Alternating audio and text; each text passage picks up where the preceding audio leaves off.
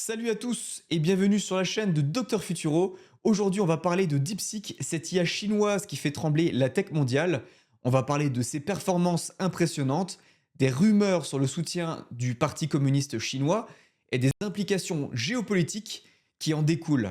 Alors, pour ceux qui ne savent pas encore ce que c'est, DeepSeek, c'est une start-up chinoise fondée en 2023 par Liang Wenfeng, basée à Hangzhou. Leur modèle phare, eh bien, c'est DeepSeek R1. C'est une IA open source qui rivalise avec les meilleurs, comme le modèle GPT-4 d'OpenAI, mais avec une fraction des ressources et des coûts. Et donc, lancé le 20 janvier 2025, DeepSeek R1 a rapidement surpassé ChatGPT en devenant l'application gratuite la plus téléchargée sur l'App Store d'Apple aux États-Unis. Donc c'est quand même assez dingue. Et donc tout ça malgré des moyens limités et des puces apparemment moins performantes, enfin en tout cas on verra ça plus tard. Ils ont atteint un niveau de performance comparable aux géants américains. Et donc DeepSeek R1 a obtenu un score de 79,8% au Pass One. Donc c'est un benchmark clé qui mesure les capacités des modèles à générer la réponse dès la première tentative. Et donc, c'est comparable aux performances des modèles les plus avancés comme OpenAI. C'est là que la révolution est la plus forte, c'est au niveau des coûts. DeepSeek R1 est environ 32 fois moins cher que GPT-4 avec un tarif de 0,55 $ par million de tokens en entrée et 2,19 $ par million de tokens en sortie, contre respectivement 30 $ et 60 $ pour GPT-4. Différence de prix pourrait vraiment bouleverser l'industrie en rendant les modèles d'IA beaucoup plus accessibles, en les rendant comme une sorte de commodité. Et donc derrière tout ça, ce qui est assez formidable, c'est que la France a récemment lancé son propre chatbot qui s'appelle Lucie, qui a été développé par l'Inagora avec le soutien du gouvernement français. Et malheureusement, Lucie a été rapidement retirée après avoir fourni des réponses totalement incohérentes et qui ont suscité beaucoup de moqueries sur Internet. On pouvait par exemple lui faire croire qu'elle s'appelait Adolf Hitler. Alors pendant que la Chine et les États-Unis dominent à fond la course à l'intelligence artificielle avec des modèles de plus en plus sophistiqués, on se rapproche de l'AGI chaque jour, on a des modèles d'IA qui atteignent l'intelligence humaine, voire la surpassent.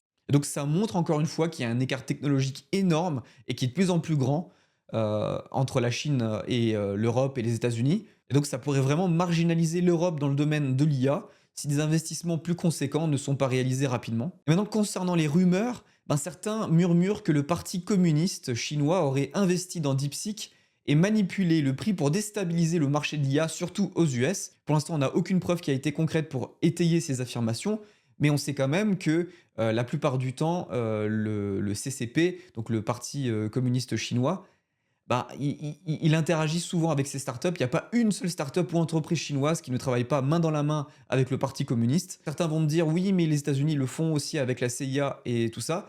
Mais on sait quand même malgré tout qu'au niveau historique et statistique, les pays qui ont eu le plus de corruption, ce sont les pays qui ont eu le communisme. Et donc DeepSeek se présente comme une entreprise privée financée par le fonds spéculatif chinois High Flyer. Et donc DeepSeek a annoncé un budget de 5 millions de dollars, mais apparemment, l'entreprise aurait utilisé 50 000 puces Nvidia H100. Chaque unité coûte environ 30 000 dollars, donc ça porterait plutôt le coût aux alentours des 1,5 milliard de dollars. Donc ça soulève quand même des interrogations sérieuses sur la provenance des fonds. Et donc Alexander Wang, le PDG de Scale AI, a ajouté en quelque sorte que, à sa connaissance, DeepSeek disposait de 50 000 GPU H100, mais que l'entreprise ne peut pas en parler publiquement étant donné que ça viole les restrictions d'exportation imposées par les États-Unis. Donc c'est quand même assez compliqué et on voit qu'il y a des histoires de manipulation derrière pour faire baisser artificiellement le coût des requêtes qui sont données à cette intelligence artificielle au niveau du nombre de tokens. On pourrait dire qu'il y a quand même une certaine forme de psy-op, comme on le dirait aux États-Unis. Et donc on peut voir que l'ascension de DeepSeek a des répercussions assez majeures. Les actions de Nvidia ont chuté de 17%. Ça a effacé plus de 600 milliards de dollars de valeur parce que les investisseurs s'inquiètent de la domination croissante de la Chine dans le domaine de l'IA.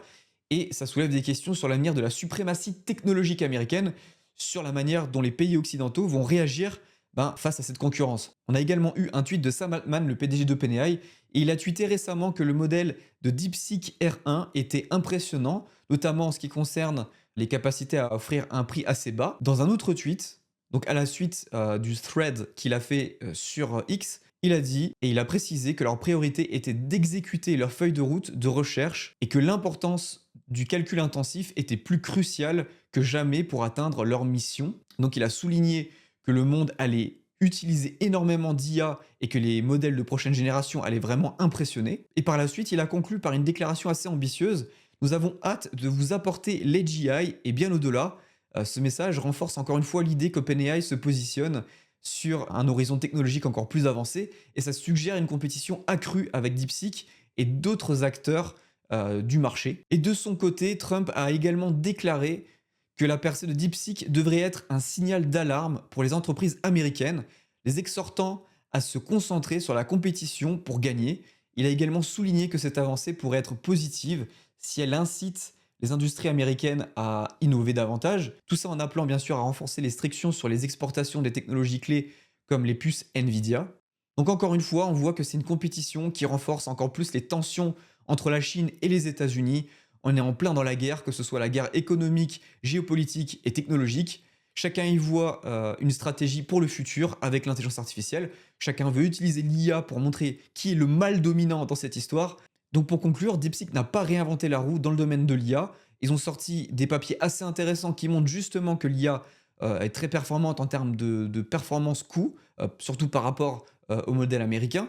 Même si peut-être éventuellement derrière, il y a eu une histoire de psy-op ou de manipulation du Parti communiste chinois qui a forcément dû participer ou investir en cachette derrière ce modèle d'IA pour renforcer et montrer les dents face aux États-Unis. Dans un sens, on peut quand même dire que DeepSeek veut devenir un acteur clé dans le domaine du jeu politique mondial et de la technologie d'intelligence artificielle. Voilà, dites-moi ce que vous en pensez dans les commentaires. Est-ce que vous pensez que la Chine a une chance face à OpenAI et à toutes les entreprises américaines dans l'IA?